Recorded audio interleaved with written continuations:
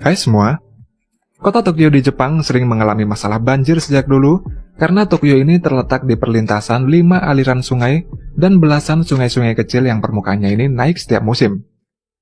Untuk mengatasi hal itu, Tokyo membangun sistem anti banjir di bawah tanah yang menghabiskan dana yang jumlahnya mencapai puluhan triliun rupiah. Berikut ini adalah beberapa sistem anti banjir yang terbesar di Jepang. Jepang memiliki luas daratan yang kecil dan kota-kota yang padat penduduk, sehingga sulit untuk membangun saluran pembuangan air yang besar di permukaan tanah. Untuk mengatasi hal itu dengan menggunakan teknologi yang dikembangkan Jepang selama puluhan tahun, maka dibuatlah sistem pengendalian banjir di bawah tanah. Meski Jepang telah berabad-abad berhadapan dengan banjir, sistem anti banjir yang dimiliki oleh Tokyo sekarang ini terbentuk setelah perang. Saat Topan Katrina menyerang pada 1947, sebanyak 31.000 rumah hancur dan menewaskan 1.100 orang.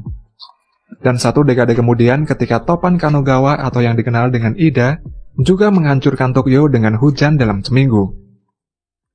Setelah kehancuran dan kekacauan itu, pada tahun 1950-an dan 1960-an, pemerintah Jepang menginvestasikan sekitar 6-7% dari anggaran nasional untuk bencana banjir dan pengurangan resiko. Dan setelah perencanaan beberapa dekade dan pembangunan tanpa henti, kini Tokyo memiliki belasan bendungan, waduk, dan saluran air bawah tanah untuk mengatasi banjir.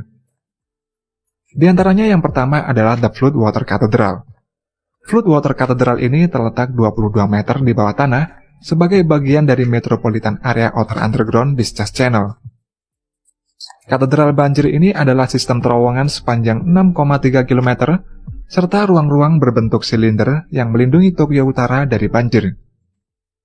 Katedral banjir ini merupakan sistem saluran pembuangan bawah tanah yang selesai dibangun pada tahun 2006, setelah pengerjaannya sekitar 13 tahun. Pembangunan sistem anti banjir ini menghabiskan biaya sebesar 2,2 miliar US dollar atau sekitar 31,9 triliun rupiah dan merupakan fasilitas pencegah banjir yang terbesar di dunia. Saluran pembuangan pada katedral banjir ini merupakan suatu mekanisme untuk mengalirkan air dari daerah pemukiman yang terendam banjir ke dalam tangki raksasa yang dibangun di bawah tanah, dan kemudian mengalirkannya ke sungai melalui terowongan bawah tanah yang menghubungkan lubang-lubang tersebut. Terowongan penghubung tersebut terletak 50 meter di bawah tanah dan berdiameter sekitar 10 meter, serta terowongan ini membentang sepanjang 6,3 km. Sebelum dibuang ke Sungai Edo, tangki yang memiliki panjang 188 meter, lebar 78 meter, dan terletak 22 meter di bawah tanah ini akan menyesuaikan tekanan air banjir yang mengalir. Setelah itu, air akan didorong dan dibuang ke Sungai Edo dengan pompa air yang berkekuatan 13.000 tenaga kuda. Jika pompa air ini menyala, maka cuma butuh waktu sekitar 3 detik untuk mengosongkan air di dalam tangki, di mana pompa air ini bisa mendorong sekitar 200 ton air per detiknya.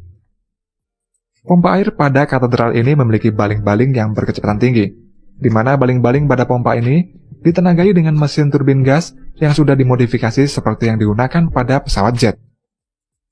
Ketika hujan deras melanda pada Agustus tahun 2008 yang lalu, katedral banjir ini mampu mengalirkan sebanyak 12 juta meter kubik ke Sungai Edo. Jika dibuat perbandingan, 12 juta meter kubik air setara dengan 25.000 kolam renang berukuran 25 meter. Dan hal tersebut merupakan rekor tertinggi yang pernah dicapai oleh katedral banjir ini setelah katedral ini selesai dibangun. Selain itu, sistem katedral banjir ini juga telah banyak menarik perhatian dunia. Banyak para ahli pengendali banjir dari beberapa negara seperti China dan Korea Selatan datang ke Tokyo ini untuk mempelajarinya. Kemudian selanjutnya ada reservoir bawah tanah. Selain katedral tadi, sistem pengendali banjir lainnya adalah reservoir bawah tanah Sungai Kanda. Reservoir bawah tanah ini berupa terowongan yang dibangun untuk menampung luapan air Sungai Kanda yang membentang di sepanjang Tokyo. Reservoir ini dibangun dengan memanfaatkan ruang bawah tanah di bawah jalur jalan Metropolitan Tokyo di kedalaman 40 meter. Pembangunan reservoir bawah tanah ini terbagi dalam 2 tahap. Tahap pertama, pembangunan dimulai pada tahun 1988 yang memiliki panjang terowongan 2 km. Terowongan tahap pertama ini memiliki kapasitas untuk menampung air sebanyak 240.000 meter kubik dan selesai dibangun pada Maret 1997. Sedangkan pembangunan tahap kedua, pembangunan terowongan bawah tanah sepanjang 2,5 km dengan kapasitas tampung air sebanyak 300.000 meter kubik. Setelah kedua fase tersebut selesai dibangun, reservoir bawah tanah ini memiliki panjang 4,5 km, berdiameter 12,5 meter, dan total kapasitas tampung air sebanyak 540.000 meter kubik. Reservoir bawah tanah ini akan bekerja jika luapan air Sungai Kanda sudah melebihi batas maksimum. Dan saat pintu reservoir dibuka, maka air akan masuk ke dalam reservoir di bawah tanah. Pada prosesnya, air yang masuk dari sungai akan menuju drop shaft dan air tersebut akan dikumpulkan di intake yang berada di bawah drop shaft. Drop shaft ini berbentuk silinder dan memiliki pipa spiral untuk jalannya air. Pipa spiral pada drop shaft ini berfungsi untuk mengurangi tekanan air dan untuk meredam kebisingan saat air masuk ke intake. Setelah air di intake penuh, air kemudian akan masuk ke dalam terowongan penghubung, lalu menuju ke reservoir. Terowongan penghubung ini merupakan terowongan yang menghubungkan antara intake dengan reservoir bawah tanah yang memiliki tinggi 6 meter dan panjang 150 meter. Setelah dari terowongan penghubung, air tersebut akan masuk ke dalam reservoir untuk ditampung dan disimpan.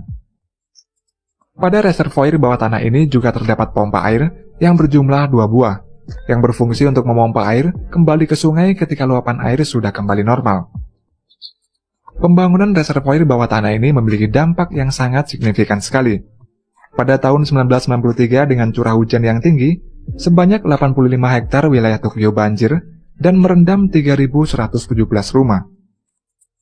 Namun setelah dibangun reservoir ini, pada tahun 2004 di mana curah hujan relatif sama, hanya 46 rumah saja yang terendam banjir.